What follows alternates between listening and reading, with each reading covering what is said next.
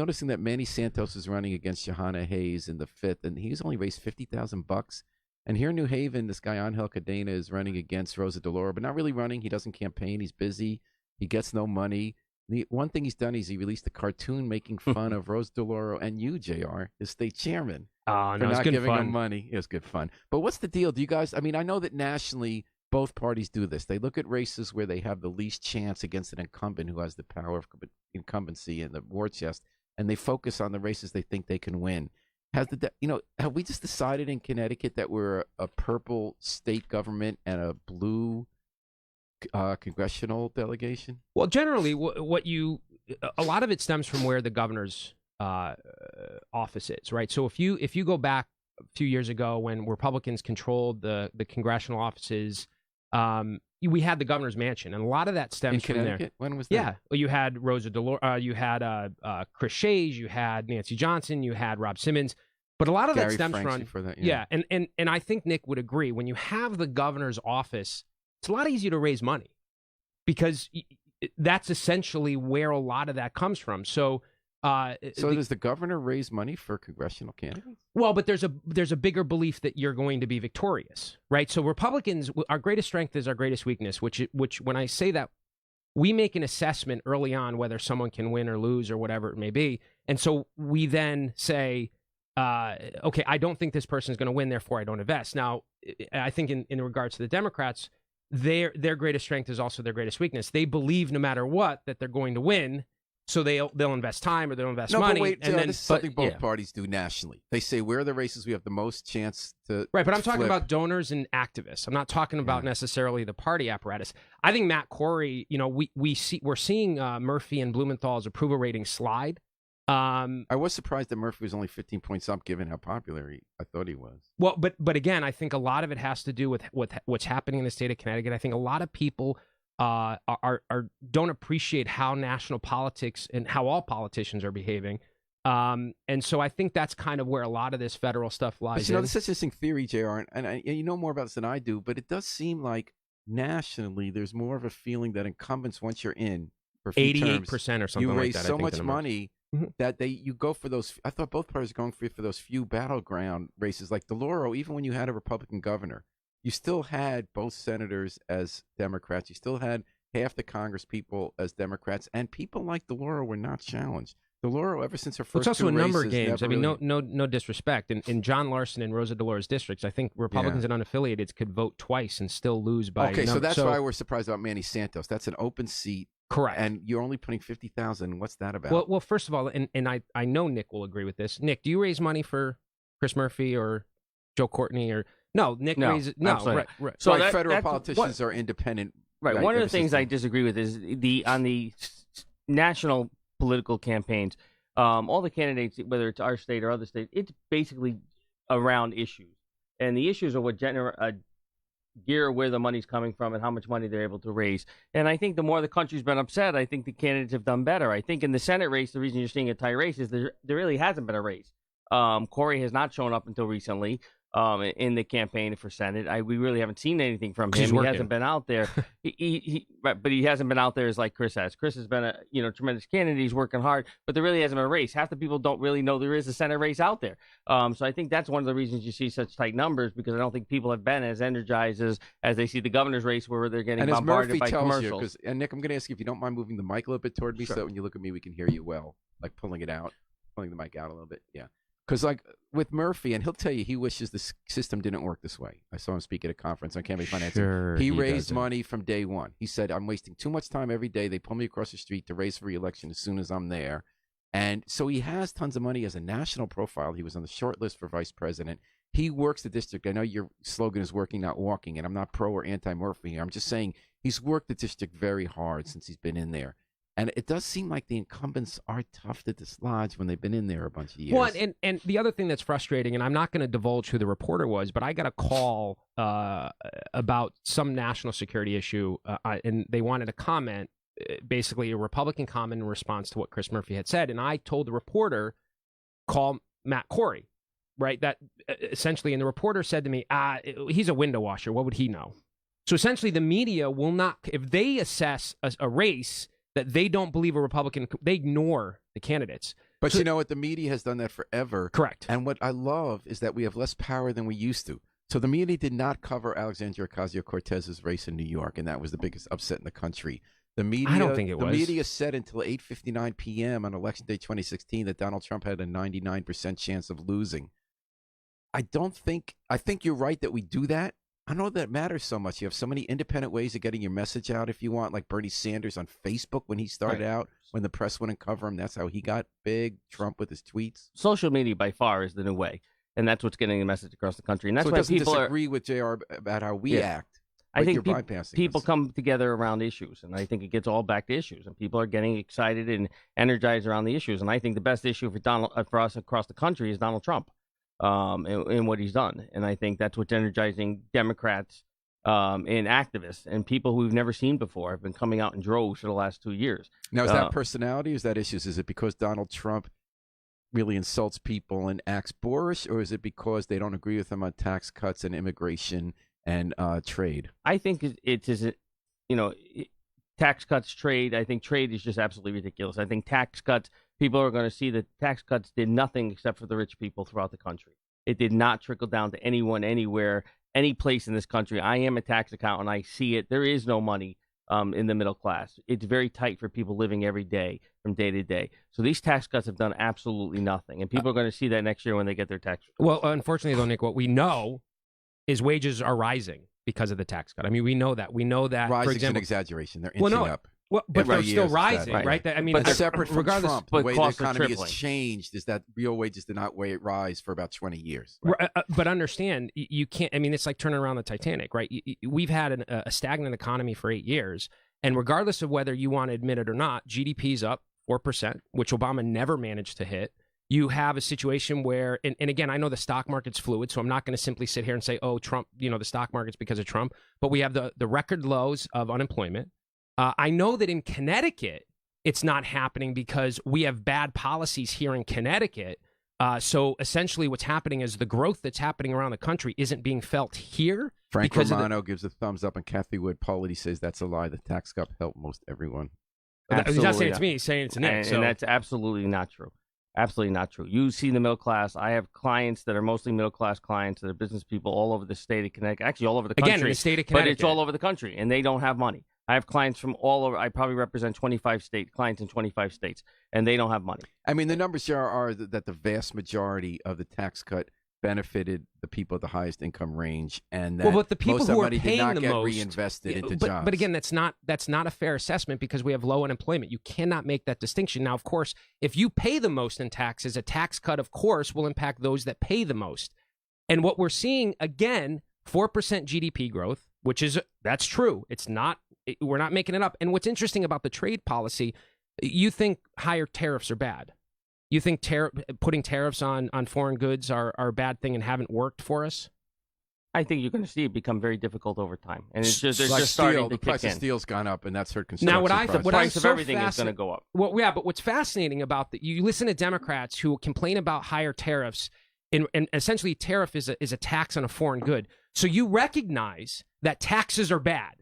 Now, Trump is using it as a negotiation tactic to renegotiate trade deals. And here in Connecticut, you hear we need to tax more on cars. We need to tax this. We need to tax this. And there's no admission that taxes are, in fact, bad and raise the price of goods. So I find it so ironic that you hear Ned Lamont and all these Democrats talking about how bad tariffs are, but yet raising taxes on everyday items in our state, no big deal. It's good for us. It's good for the government. No one's ever said that, JR. What they've said is we got to find a way to deal with the budget of the state of Connecticut, whether it's to even out car taxes across the state, where it is uneven, for especially people in cities that are paying a fortune for car taxes. So do you think there's 5% waste, fraud and abuse in the state of Connecticut? Do you think 5%? JR, when you say that, it's ridiculous. And I don't. And so you don't think there's? I'm not saying there might not be waste and abuse in the state of Connecticut. And I think no matter who the governor is going to have to look at every position, and no matter who gets there, whether it's your candidate or mine, is going to have to look at across the board, Nick, every position everywhere in the state. Everywhere across the state of Connecticut. So I think every position, everything's on the board. But what you're not saying is across that budget, almost 2/3 of it is spent on January 1 at midnight because it's obligations and other things that you're not going to be able to cut unless we're going to default on our obligations across the country. You mean so the bonding, which you guys love to bond money? And shout out to Tony Harp, who, when she was a senator, tried to bond out money to improve the Communist National Party's headquarters. But we bonded money it's for a not the splash pad. National Party's headquarters. Well, it's the People Center on Howe Street is not the Communist Okay, National correct. So Party anyway, So headquarters. once again, you're wrong. And But it is- let's but talk again, about the budget. do you think we should have bonded money for a splash pad? Where did that come from, by the way? How did that get in here? It's true. You Because guys are like into let's- this beat up Tony Hart mode. This collection gets he's not well, running no, for because office, it's the JR. epitome. But it's the epitome of the Democratic They only Party. run with Tony against Harp. people. The Republicans only run against people that aren't running for office. As you know, this whole campaign is based on people that aren't running for office. Let's talk about the real issues. You had the governor's office for 20 years. And couldn't you've had the balance a budget, legislature for and 30 you couldn't 30 balance years. a budget to save your life. Well, again, Nick, as you know, Jody the Rell bonded legislature, $1 billion in debt. the that Dan legislature Malloy controls the inherited. purse strings. That you don't want to take ownership to the Connecticut General Assembly, which has been controlled by Democrats for 30 years. They control the purse strings. If you're a teacher out there and you're upset that your pension's not funded, blame the leadership, which is the Democratic Party. Martin Louis Absolutely not never. true. Absolutely not Nick, true. So You've the had Democrats 20 years of a governor, governors, and you've 20 controlled years the of governors. legislature. Who 20 controls years the governor. purse string in the state of Connecticut? The Senate's been 18-18. Did anything change? This year, it's been 18-18. I'm saying, right. It You had 2 years absolutely done. changed because of the Absolutely Republican not. bipartisan budget, the cuts that you guys made Absolutely to local not. education The budget funding that was didn't restored. balance. The Republican budget that was presented it did restored not local balance. funding. It didn't balance and it didn't work. It- That's look- why they had to start from scratch. Okay. So, I got to admit, I absolutely love this, and I hate to say that I have to interrupt people to remind them that they're listening to Dateline New Haven and WNHH 103.5 FM live, StephenNewhaven.org.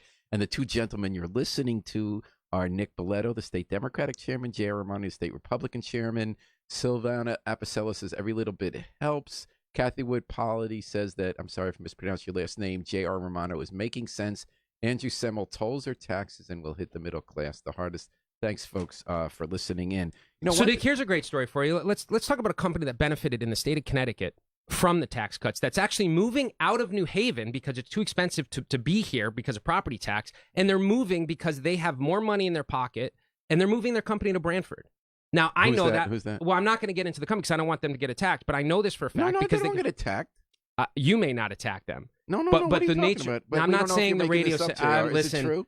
it is absolutely true. Okay, give us their initials or what they make. It's what they do is they have to do with organic fruits and vegetables and things like that. They're a supplier. They're moving out of New Haven because it's too expensive to do business here because of property taxes and again, talking about Tony Hart. Now, that property misappropriates- taxes, the state does say that the state only returns 30-something% of payments in lieu of taxes. You don't let us tax our property, so we have to charge twice as much because half it's off the rolls. And then, but again, both parties have done this. Both parties have done right, this. but we get back only a third of what we. So now you're have to saying tax. that the cities of New Haven, Bridgeport, and Hartford effectively spend the money that they raise. That for example, when you look at some of the What I would decisions, say that any government you can look at and say $4,000 here was misspent, even $50,000 here. But the big picture is that, and that's done in small towns too, Democrats and Republicans, and I do that for a living, see where they don't spend their money well, and I agree they spend it very well in Brantford. But the big picture is the tens of millions of dollars every year that the suburban-dominated legislature steals from cities because they don't allow us to tax our property. They don't give us permission to add on to the sales tax, but they do only return half of what they promised by statute. Now, what do they get in return to terms? us. What did New Haven get in terms of percentage of the education budget? It's not as though New Haven doesn't get a significant amount of money. It's still so much less than what you stole from us through the tax system. I doubt that that's true. Unfortunately, JR, he's right. It's not even close. He's to very that. right. So how much money? How former much chairman, money a year? former How much Board of money a Alderman. year does New Haven get in education funding from the state of Connecticut? I don't have the Is exact it numbers. 50% of the budget? Is it 75% of the budget? No, it's close to 50% of the education Yes. budget. But that's still a lot less than the whole grand list. We can't tax 54% of our grand list because of state rules of but what we're You're doing. talking about New Haven, Yale, and things like that. Yeah. We really need to get back to the general election that's happening this year, not New Haven, but let's just talk about New Haven. New Haven provides all the services for the entire county. We don't have a county form of government, so everybody leaves everything to service everyone throughout the county gets done in New Haven, and all the rest of the towns leave New Haven alone, by themselves, to fend for themselves. And we don't get the coverage. We have the hospitals, we have the homeless shelters, we have the education centers, we have the low-income neighborhoods. We take care of all that here in New Haven, and that's what we provide. We provide services. So other and communities don't have hospitals? Some do. Not a lot in this region. You finally have one in Guilford, but that's the closest. You have one in Derby. You have one in Milford. I'm talking about okay, general, right. But we don't. It's a little You can't different compare in what the we level of social Right, services absolutely. in city and town. Absolutely. Well, no, but there's a need here. I mean, I'm not arguing that need's New the Haven doesn't region. have a Where need. the The half the need is people a come in. region. Yeah. You want to drive to Branford and say there's no need and there's no region. That's why leveling out taxes on cars for property makes sense. Right, but again, the problem that I have, Nick, and this is what it's not fairness, because what It ends is up happening, fairness. it isn't fairness, because what happens is you have local government officials that don't have no incentive to operate effectively, because ultimately what they're doing is they're spending on programs that, look, here's the problem with social services and the way that we view them. They're not outcome driven. There's no program that incentivize the employees, the state employees, the city workers to get people a better life. Because what it's all about is more money for their program, more money for whatever they're doing. Because if you end these social needs, someone may lose a job. So what happens is we have fundamentally don't incentivize the right thing to help people. I truly believe that. I'm not saying that these needs don't exist. I just think we don't do an effective job actually helping people. I think that's unfair. You come from a union family. Your father was a union worker also. No, my mother was a union teacher. My father was not. My father was in and out of my life through alcoholism and things like that. But my father was a union worker his whole life, and that's where I came from, a lower middle income family. And I'm not going to allow you to insult those people that work for the city and the state, because there's a lot of them that work hard. I didn't insult them. I'm talked about. Well, you said they don't provide the services to people, and they need to do it more efficiently. The incentive isn't what it should be. The worker should be incentivized to help people get to a better life. That they're living in the system. It's not a product of what they're doing wrong. It's that we reward these nonprofits or these grants through the more people that are in need, the more we give. Instead of saying it, the more people you get off public assistance through success and through careers, that should incentive. That should what the incentive should be. That's not how it works. And I'm not saying that. So Mr. Stefanowski's plan of just erasing the entire budget and starting from scratch and making children and seniors compete for Medicare costs and education costs. That's not what he said. That makes sense. Yes, it does. By the way, we're going to you're referring erase. to Bob Stefanowski, who's the Republican governor for candidate, who said he's going to wipe out the income tax, which has 50% in 8 years, not in a year. First he said it originally, then he said no, not for the first 2 years. Well, first of all, look, I've been paying attention to the Republican primary for a long time, and this is a complete misquote. Bob forever has said phasing it out. I know a lot of times people want to kind of exaggerate, but he talked about an 8-year goal. And look, here's how I view it. The state of Connecticut, the people in Derby, Connecticut, and New Haven, Connecticut, and Guilford, Connecticut cannot afford more taxes. And ultimately, that is what you're going to get with Ned Lamont. That is what you're going to get. That is not true. He's not true. He's not going to do tolls? That's not true. Tolls? We're going to do the study and see what happens. Yes, he's talking about. He has said we're going to do tolls on trucks. He's already said it. But it was okay for Mr. Stefanowski to make millions of dollars putting in tolls all over the world when he wants to make his investments. So I don't really trust Mr. Stefanowski on his position on tolls. What did his company did One tolls? of his companies, they input tolls in India when he was investing. It was one of his major investments. I believe it was $100 million. So JR is the Republican platform tolls for India. But again, yes, they can do it in India, and he can make his own money personally, but not do it here. But hold on, Nick. Let's be very clear. Let's get back to. I'm going to almost call you a liar in one point, and I hate to do this to you, but I sat through the yesterday the forum at the Retail Association, and your candidate got up there and said specifically he was erasing the budget and starting with zero-based balancing. Is that right? And by doing that, makes everyone have to compete for every single dollar. So you're putting seniors, education, healthcare, everything gets erased, and everyone's going to have to start and scrap for every single dollar to get funded for their programs. He's talking about zero-based agencies. budget saying we're going to still provide those services, Correct. but make the union, for instance, compete with other private contractors to see who can do it best. Because I know that this was pioneered in Indiana. It was a Republican governor, but it was a bipartisan idea that government services can go to zero-based budgeting, where unions often continue to get the work, but they have to compete with private contractors to continue to get their work. What he said is everyone is going to have to do that. Every department, every agency, everybody here in Connecticut is going to have to do that. And like so every that means household, health, education, housing are all going to have to compete against one another correct. to make All right, sure so they get I'm glad there. you say that, Nick. So this is how zero-based budgeting works. And I'm sorry, you're an accountant, so I'm surprised at this. So what happens is like just like your house, you say, okay, we have our paycheck, our month. Here's what we earn a month. What's the most important thing? We got to pay the mortgage. Done. So in your case, Medicare and all the things that you're talking about are important, so they get funded. Where we're going to analyze is, let's take, for example, the fact that Ned Lamont lacked the courage to join your House Speaker, Joe Arasimowicz, in condemning this nonsense director of culture. He literally refused Well, to. let's go back to zero-based budgeting. Because No, but this is exactly the point, though, about zero-based budgeting. Because you're going to go to the Arts Commission, and they have a position that is vacant right now called the Director of Culture. It literally sounds like a position out of the Communist Manifesto.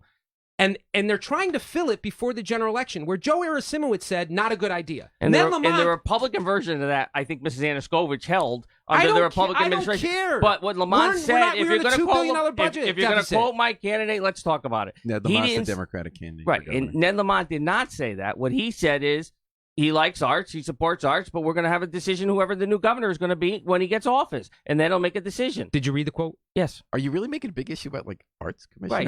Because I want to talk about people's health care and education. Right, and it's funded. And what's at risk. What's at risk? Done, funded. Your lieutenant governor candidate is probably the most despicable person to ever walk under that dome in Hartford.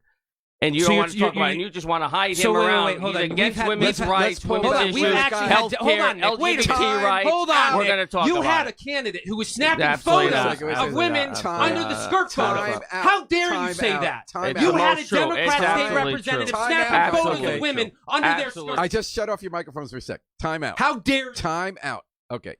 Nick brought up something I'd like to have our listeners understand what you're talking about and pull it away from the personal. Joe Markley's lieutenant governor candidate. He's the Republican lieutenant governor candidate. I happen to know Joe Markley. He's a wonderful person and a very sincere person. He has extreme conservative views. They're the most extremely conservative views by anyone who has ever sought state office. Okay, Joe Markley used to have a radio show here. He's a very good man. His views are the extreme right. I'll give you a few examples, okay? And let's talk about this. And tell me if this represents the Republican Party, because I do think that Bob Stefanowski has hidden Joe Markley under the bed for this campaign because of these views. Whereas I think if Joe Markley were out there, people would actually connect them and we could actually debate these views. Joe Markley's views include he was the only senator out of both parties to vote against a yes means yes affirmative consent law for sexual assault on campus. He wants to ban fluoride with the John Birch Society position that it's bad, it's a communist plot.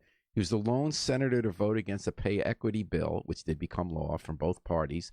One of only four Republicans, he and four Republican senators voted allow a law against allowing the Dreamers, the foreign-born kids brought here legally as kids, access to institutional aids that is paid for by their own fees. One of only two in the Senate who voted against a plan for climate change resiliency. He voted against protections for senior citizens who contract for reverse mortgages. And he voted against a bill now law from both parties which removes firearms from gun owners who are subject to temporary restraining orders. Now, I would argue, Nick, that Joe Markley is a very sincere conservative. I've talked about him with these issues. He has legitimate arguments for this. And JR, I would argue that this is so far to the right of both parties. Without talking about who's good people or bad people, what does this say about the state of politics in our state and this campaign?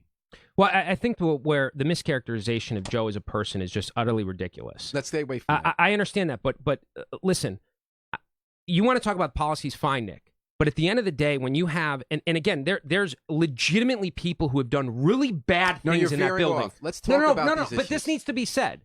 That type JR, of how rhetoric. many of your state chairmen went to prison? Do we want to talk about this? How many Republican state chairmen went to prison? I mean, you want to talk about people in the parties? I'm not the one that said. That's my point, Nick. I didn't say that. You did. I'm just saying. So look, when it comes to Joe Markley, he's a strict constitutionalist, and most of the arguments that he makes in regards to this legislation has to do with the constitutionality. Joe Markley's not saying he wants women to get raped. He's not saying he wants people to get shot. Now, but these are very far right positions. So, and that's basically what it boils down to. When Joe Markley talks about these issues, it's very professorial about the Constitution, right? And that's how he firmly believes. He's worried about overreach and whether they're going to accomplish the goals they set out to Correct. So the difference, I think, so for basically, Republicans, if you're a woman, you're screwed because he wants to read the Constitution.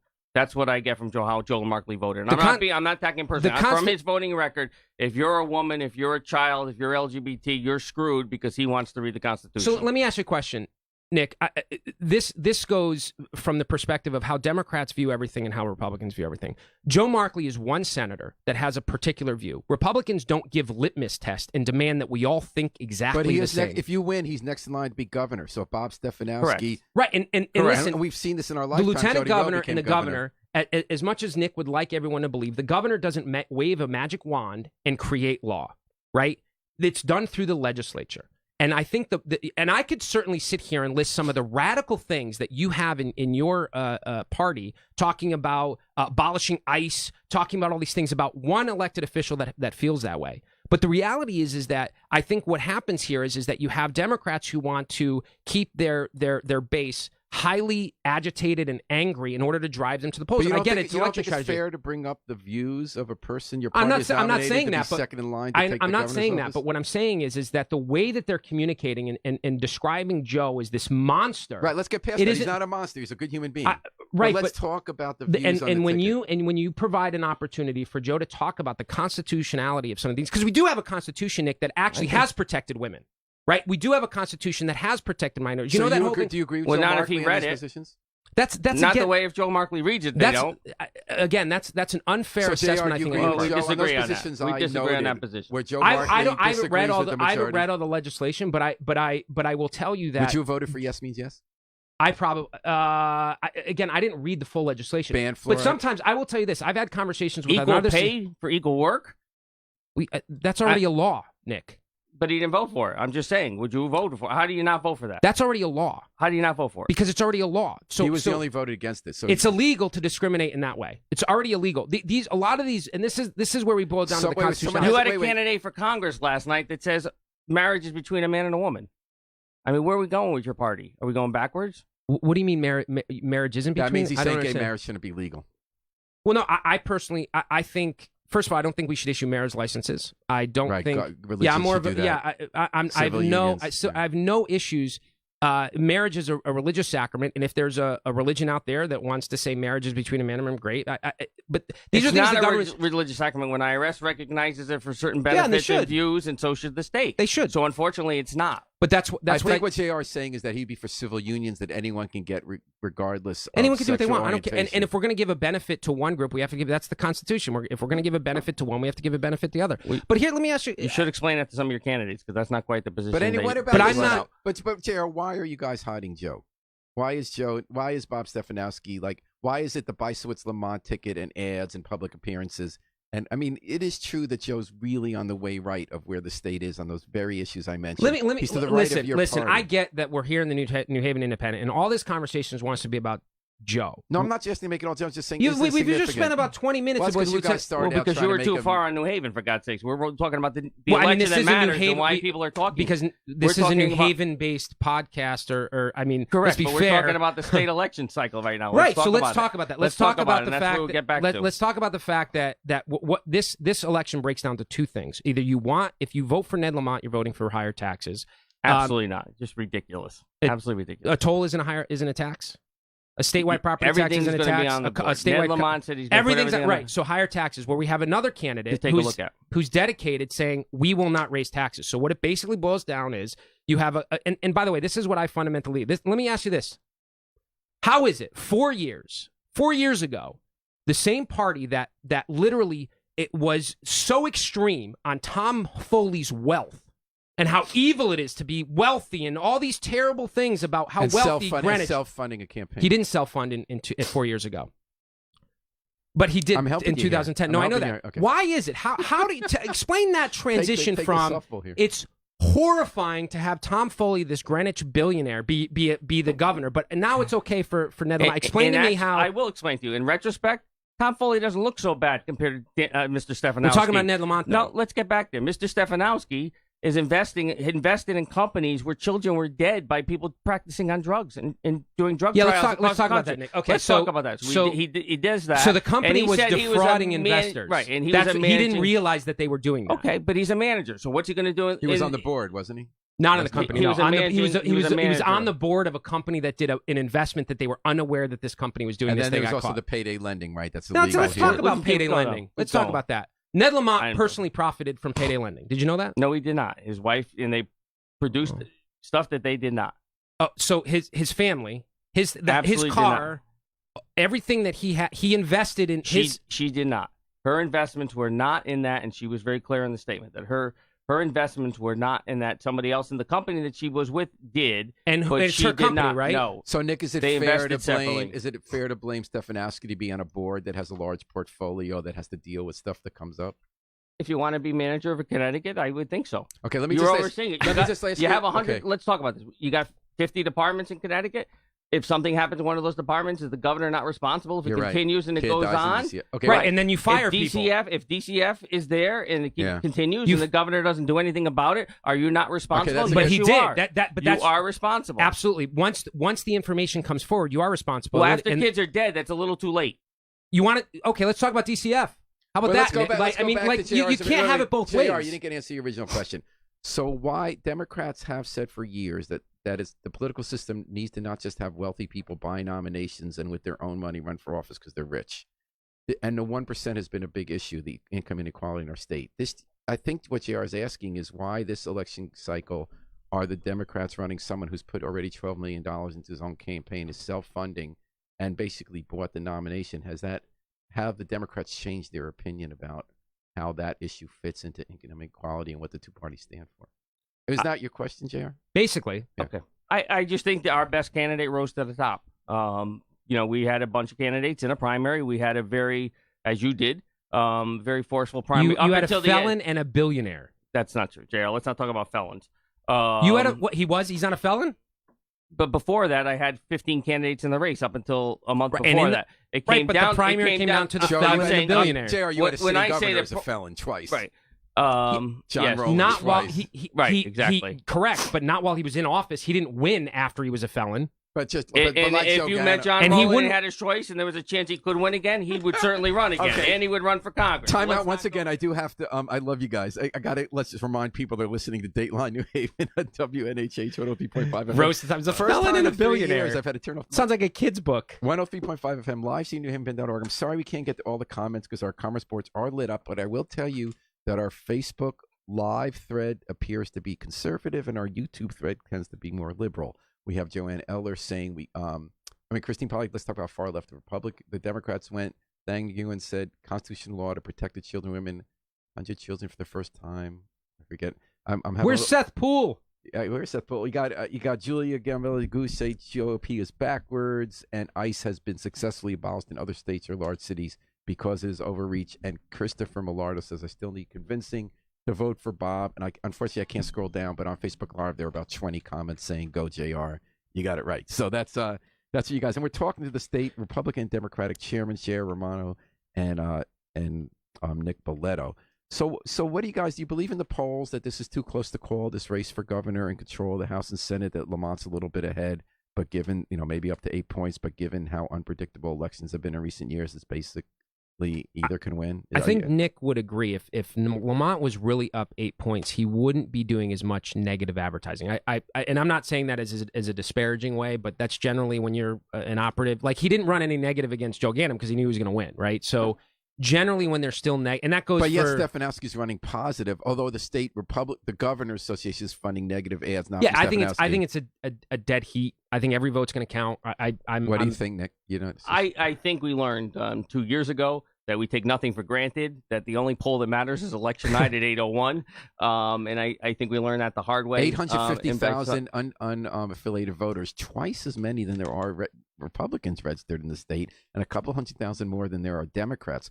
Who are these voters? In fairness to both of us, one of the problems is by when you register at Motor Voter and some of these other places, you have to go out of your way to check the box. You don't check unaffiliated. So if you don't check anything, but all over the country, Nick, people are less affiliated with parties. It's That's a trend but it's happening. also right. But it's also the same way. A tremendous amount of that number, though, is people just not making a choice and just registering to vote. You have to pick one or the other. Well, so if you don't pick anything, you are unaffiliated. And to be fair, just to make sure I was reading from both sides, Andrew Semmel says a small lead in a deep blue state tells me it's a dead heat and Democrats are nervous. Well, and I would just want to bring up the motor voter thing. And Nick, I know you're going to agree with me on this. I love getting the questions from the reporters like, what does this mean? It's like, it's because they're checking the box off at, like, this isn't. No, they're not checking the box. No, off. no, That's meaning the to problem. vote. Meaning to Right. vote. Like, they're like, Right. what does it mean? 75,000 people read. This is never seen before. Right. Because people are asked. We never had motor voter. Yeah. Right. So, and I think that in terms of when, and I explained this to one of the reporters, the number of that's Republicans. why we're getting such, because we've had a lot more people register to vote than we've Right. had. But it's all We because of never- motor voter. We actually were probably 49th worst in the country for quite some time, so and this new 100 program has gotten us back up there. And so, what And the that's not a program criticism is, on my part. No, Yeah, no, no. I'm just saying. And what happens is now We've gotten the program now. Motor Voter is there. It's working, and the system's working like most other states in the country. And Julia Gall's just gone on. This time she moved over to Facebook, so on your territory, and said if someone is going to be doing an interview that is viewable, maybe they shouldn't be smacking their lips with gum. Which one are you chewing Me. gum? Oh, good. Oh. It keeps me calm. So what about I was these, drinking. what I about had to these think voter? for a minute. So you guys have answered my first question about Yes. why there's so many more now, which I hadn't known, which is very interesting. I hadn't seen that in the coverage. You guys teach me a lot every time you're on. And by but the way, it was- the party registration has stayed about the same as what it was. Well, compared. more of the young people are registering Democrats, 16,700 versus Republicans, 6,000. But more than half of these new voters, 28,000, are registering as unaffiliated. Nick, you believe that's because they don't figure it out because the way they're being asked? Or I would see it the opposite way because no one who's registering is telling them to vote in a party. Correct. You don't know. Neither one of us know who's registering because they're doing it in motor vehicles. So it's not like the old form where somebody went to their door, knocked on their door, and asked you to vote. Some of that's happening or too. Getting the mailing. So there isn't a lot of that, and that's the big difference. Registration is completely done differently than it had been done for years, and that JR and I probably both grew up learning how to do. So it's much different today, and it really is that if you don't pick a box, you just automatically become unaffiliated. But I would also it's point not out a choice. I would also point out that right now, particularly amongst millennials, affiliation is bad. And I'm not saying politically. I'm saying in everything. general. Right. The largest growing, I think in the U.S., one of the largest growing churches is, the non-denominational. You don't have, the Elks clubs are struggling to get met. Like everywhere is struggling to get these members to be a part of association or to kind of declare. And I think that's also a product of you're seeing more and more people go to this unaffiliated because they don't want. Do you think we've lost something? Like, Nick, you've been involved in party politics since the 80s. I covered you when you were a New Haven alderman back when they were called aldermen.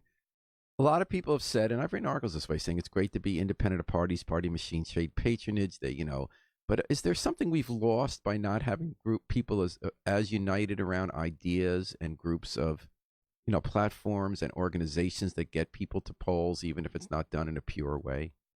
I think part of the problem is people have not had a lot of time, and I think we saw this before. People are very busy. People our age, JR's to my age, have kids, have families, are at the soccer fields, so they didn't have time to get when involved. He was working in a union, was working all day and then going out to stuff at night. I mean, people are always busy. It's just, I think it's worse. I think you have a lot more two families working. My mom didn't work back then when we were children. Mm-hmm. She was a housemaker, and she, raised us. So it was a little different. There was a little bit more flexibility. Today, you have two families who have to work to survive, and the kids are all over the place. So it's very different, and they don't really have the time. That's why it's amazing to see, at least for us, for the last 2 years after the Trump election, we've seen a tremendous amount of activism, and mostly from women, actually, but have come out and have been really working hard and fighting, giving and dedicating their time. And it's much different than I've seen in the past. It's starting to turn around a little bit, and I think people are joining the party and want to be involved and want to identify with something. Absolutely. So, JR, I also think we're competing, JR, we though. have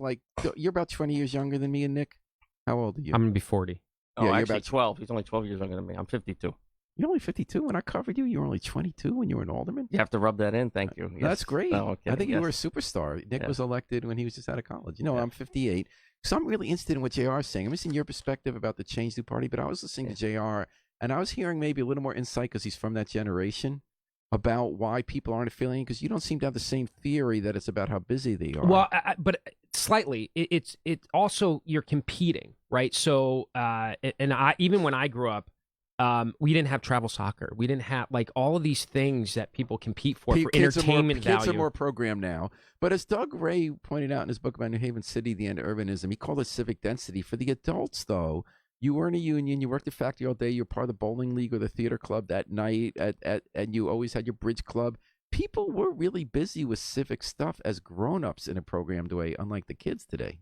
Well, but I'm going to go back to the fact that Entertainment kids moved are to the more, parents are more involved in the day-to-day activity of their children. And I'm not saying that as a criticism, but between the travel soccer or this game or there is some criticism. We were kids, you kind of had the ability to just have free time and, Oh, absolutely. explore the world. I mean, but I can honestly say I know my mother went to all my games, but didn't go to every practice. And I think there's a lot more of that.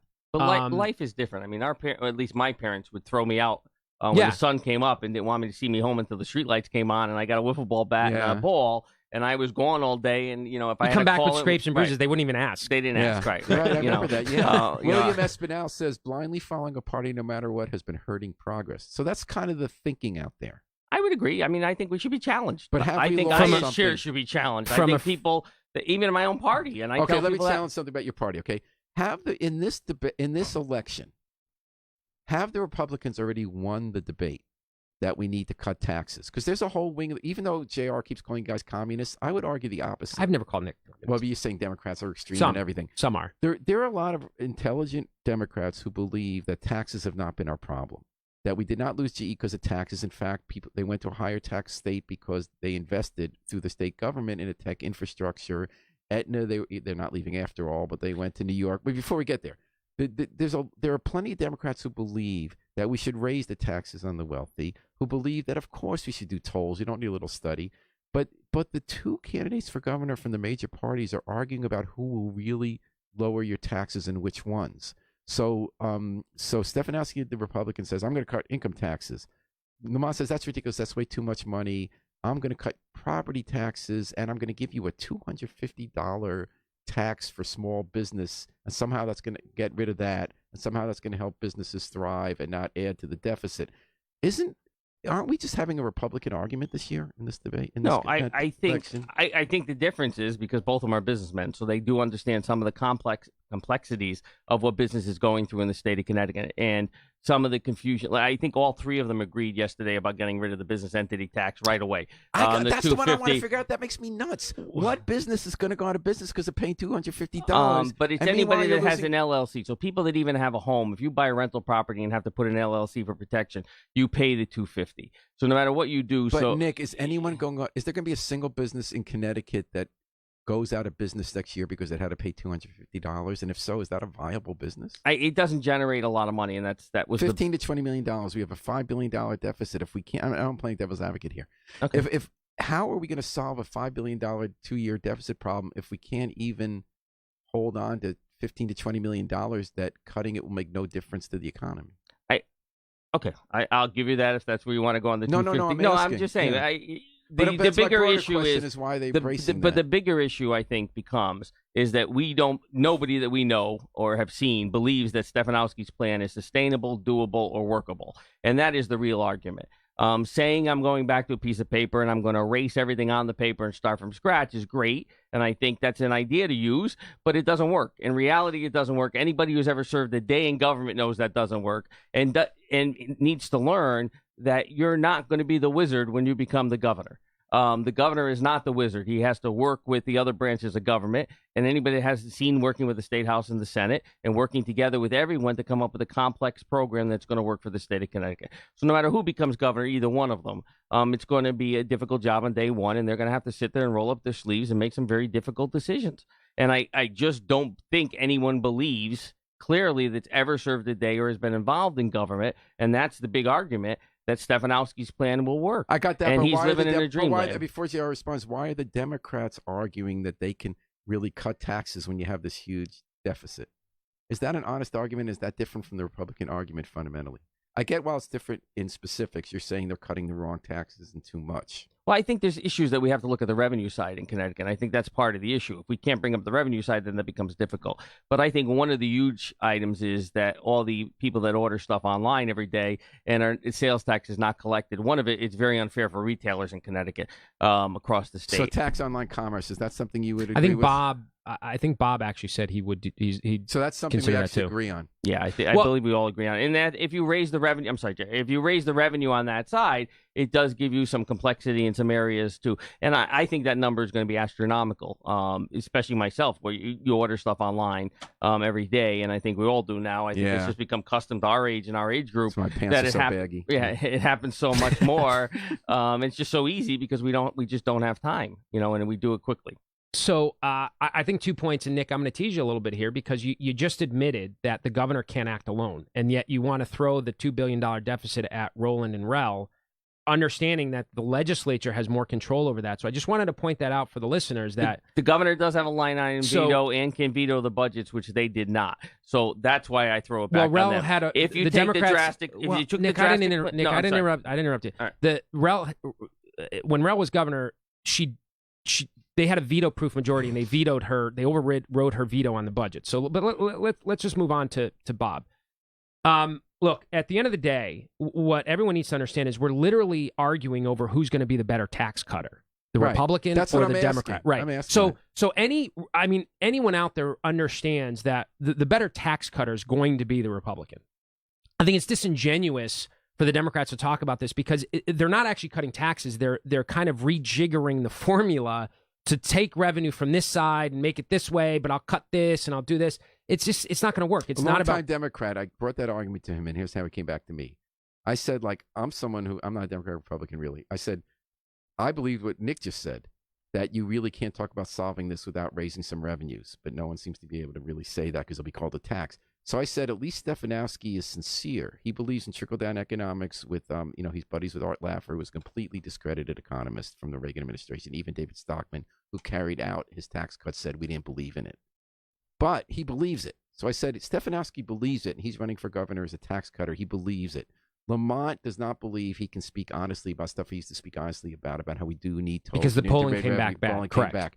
So his argument was, does that mean, therefore, you vote for someone who has an unrealistic plan that is so much bigger, cutting taxes when you have the big deficit? Is that a really... Well, but again, I think the problem is always the argument for Democrats, and I think the best way that I can explain it is and I love HGTV, watching like the fixer-upper shows and all that stuff. You have to have a vision for what it could be, and I think Democrats have difficulty seeing what could be. So, for example, if you start, and I talk about the 5% waste, fraud, and abuse, that represents $1 billion. If you were to give $1 billion tax cut to people in this state, the expectation is that our economy would grow. Yeah, I think George Bush called that voodoo economics. Well, listen, at the end of the day, all the statistics you say guys that can money does not get that. reinvented productively back in the economy. We now have, since the Reagan tax cuts and the Laffer curve, we now have 38 years of data that says the money does not go back into creating jobs. It goes into increasing personal wealth. Just like Trump's tax cut. Right, Yeah. but exactly like Trump's tax cut. Again, you guys can't.